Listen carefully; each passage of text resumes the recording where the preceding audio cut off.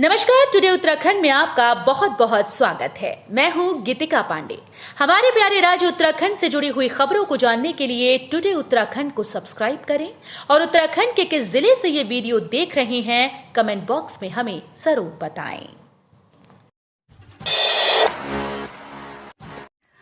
CM Dhami बोले 70% युवाओं को रोजगार देने के लिए ठोस नीति बना रही सरकार। मुख्यमंत्री पुष्कर सिंह धामी ने देहरादून में औद्योगिक क्षेत्र सेलाकुई स्थित डिक्सन टेक्नोलॉजीज इंडिया लिमिटेड की नई उत्पादन इकाई का उद्घाटन किया। उन्होंने कहा कि उत्तराखंड विकास के क्षेत्र में अग्रणी भूमिका निभा रहा है। कहा अभी कुछ समय पूर्व देश विदेश के उद्योगपतियों को उत्तराखंड में उद्योग स्थापित करने के लिए आमंत्रित किया गया था।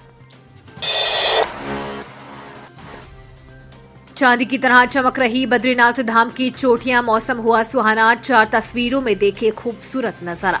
उत्तराखंड के कई जिलों में बारिश और बर्फबारी का दौर जारी है। बद्रीनाथ धाम में जमकर बर्फबारी हुई है। बर्फबारी के बाद बद्रीनाथ धाम बर्फ की सफेद चादर से ढक गया है।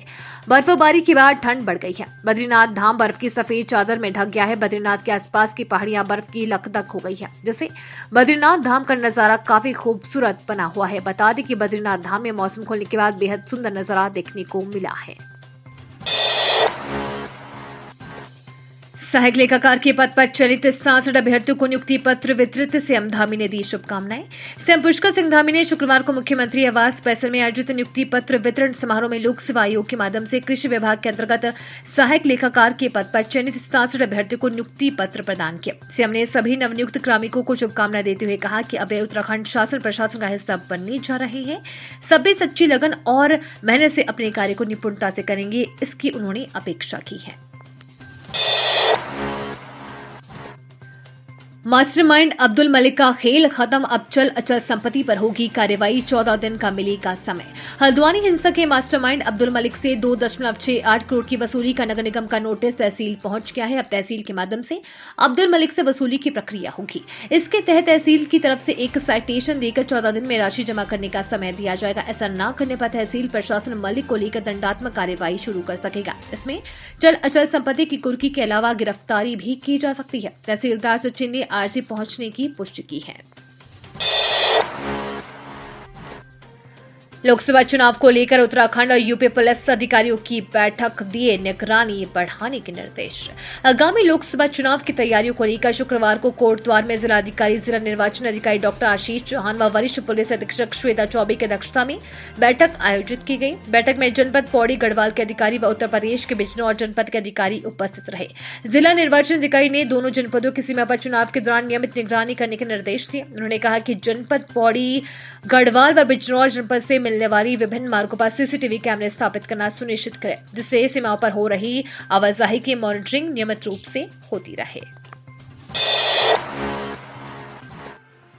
हरिद्वार पहुंचे राकेश टिकैत, लिया जगतगुरु शंकराचार्य स्वामी राज राजेश्वर आश्रम महाराज का आशीर्वाद। भारतीय किसान यूनियन के राष्ट्रीय प्रवक्ता राकेश टिकैत आज शुक्रवार को हरिद्वार पहुंचे। यहां उन्होंने जगतगुरु आश्रम पहुंचकर जगतगुरु शंकराचार्य स्वामी राज राजेश्वर आश्रम महाराज से उनकी कुशलता पूछी और आशीर्वाद लिया। इस दौरान उन्होंने किसान आंदोलन को लेकर भी अपनी बात रखी। उन्होंने कहा कि किसानों को खेती का भाव चाहिए, तो अगर इसमें किसान का साथ नहीं देगी तो सरकार क्या करना चाहती है? आंदोलन तो होगा ही। देश में किसानों की संख्या बहुत ज्यादा है, ऐसे में सरकार को कृषि को मजबूती देनी ही पड़ेगी। खेती किसानी को बचाना पड़ेगा। जब गांव के किसानों के हाथ मजबूत होंगे तभी किसान आत्मनिर्भर बन सकेगा। अगर किसानों से हटाकर कंपनियों को खेती की जिम्मेदारी दी गई तो देश फिर गुलाम होगा। जंगल से निकलकर घर में घुसा बाघ, गांव से चीखने चिल्लाने की आने लगी आवाज। 3 वन कर्मियों पर किया हमला। टिहरी जिले के कीर्तिनगर में विकासखंड के मलीथा गांव में एक घर में बाघ घुस गया, जिसके बाद आसपास अफरा तफरी मच गई। बाघ को देखकर लोगों ने जोर जोर से शोर मचाना शुरू किया, जिसके बाद बाघ खेतों की ओर भागता नजर आ रहा है। सूचना पाकर मौके पर वन विभाग की टीम पहुंची और बाघ को पकड़ने के लिए सर्च अभियान शुरू किया गया है। बाघ ने 3 वन कर्मियों पर भी हमला किया है। वन कर्मियों ने 4 घंटे की कड़ी मशक्कत के बाद बाघ को ढेर कर दिया। नई आबकारी नीति। इन 5 जिलों में इस बार छलकेंगे नई मेट्रो शराब के जाम, अब महंगी हो जाएंगी बियर।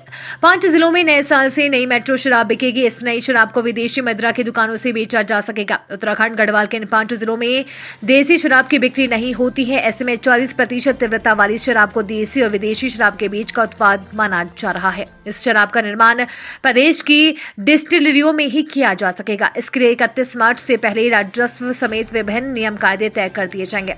गौरतलब है कि गढ़वाल के उत्तरकाशी, टिहरी, रुद्रप्रयाग, पौड़ी और चमोली में देसी शराब की बिक्री नहीं होती है। इन जगहों के लिए अब नई आबकारी नीति में नई तरह की शराब की बिक्री की व्यवस्था की गई है। 25,000 उपनल कर्मियों का 10% मानदेय बढ़ेगा, जल्द जारी होगा शासनादेश। प्रदेश के 25,000 उपनल कर्मचारियों का 10% मानदेय बढ़ेगा। वित्त विभाग की इसकी मंजूरी मिल गई है। सचिव सैनिक कल्याण दीपेंद्र चौधरी ने कहा कि जल्द ही मानदेय बढ़ोतरी का शासनादेश जारी कर दिया जाएगा। प्रदेश के उपनल कर्मचारी पिछले काफी समय से हर साल 20% मानदेय बढ़ाने सहित कई मांगों पर अमल की मांग कर रहे थे। लंबित मांगों को लेकर कर्मचारी बीते दिनों 8 दिन कार्य बहिष्कार पर है। कर्मचारियों का कहना था कि सरकार मंत्रिमंडल की उपसमिति की रिपोर्ट को लागू करे। सरकार की ओर से सुप्रीम कोर्ट में जो एसएलपी दाखिल की गई है उसे वापस लेकर हाई कोर्ट के आदेश पर अमल किया जाए। मातृभाषा से जुड़े रहने के लिए प्रेरित कर रही उत्तराखंड की बेटियां इंटरनेट को बनाया हथियार, पीएम ने सराहा। बचा रोजगार हो या कुछ और, जब कोई घर छोड़ता है तो सिर्फ अपनी ही नहीं छोड़ते बल्कि बोली, भाषा, संस्कृति और परंपरा भी पीछे छूट जाती है। ये दर्द उत्तराखंड से अच्छी तरह कौन समझ सकता है, जहां 1700 से अधिक गांव जन्मविहीन हो चुके हैं। पलायन की इस चुनौती से सबसे ज्यादा जूझ रहा है पौड़ी जिला। यहीं की रहने वाली कंचन डदली स्वरचित कार्टून चरित्र लाटी के माध्यम से प्रवासियों को अपनी बोली, भाषा, संस्कृति व पर्वों से जुड़े रहने के लिए प्रेरित कर रही है। साथ ही उत्तराखंड की लोक भाषा गढ़वाली और कुमाऊनी के संरक्षण व संवर्धन से भी जुटी है। केंद्रीय मंत्री किरेन रिजिजू ने लैंसडाउन में किया डॉपलर रडार का लोकार्पण, मिलेगी मौसम की सटीक जानकारी। केंद्रीय मंत्री किरेन रिजिजू ने शुक्रवार को लैंसडाउन में मौसम डॉपलर रडार का लोकार्पण किया। इस रडार से कई जनपदों के मौसम की निगरानी की जा सकेगी, साथ ही इससे आपदा के पूर्वानुमान की सटीक जानकारी मिल सकेगी। इस दौरान उन्होंने कहा कि प्रधानमंत्री मोदी के नेतृत्व में आज देश की गिनती विश्व के ताकतवर देशों में होती है। आज विज्ञान के क्षेत्र में देश को अभूतपूर्व पहचान मिली है।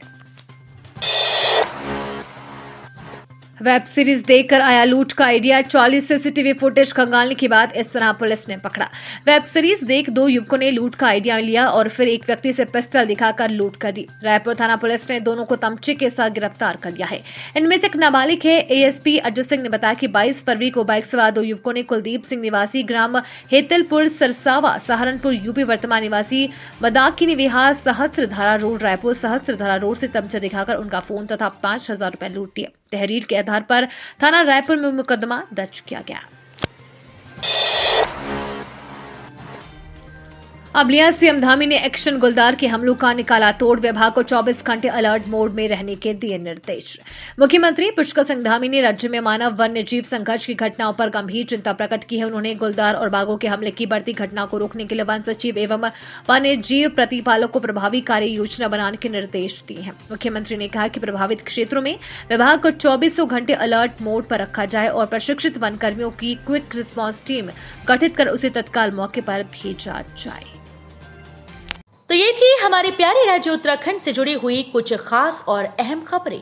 इसी तरह की लेटेस्ट अपडेट पाने के लिए अभी सब्सक्राइब करें टुडे उत्तराखंड चैनल को। धन्यवाद।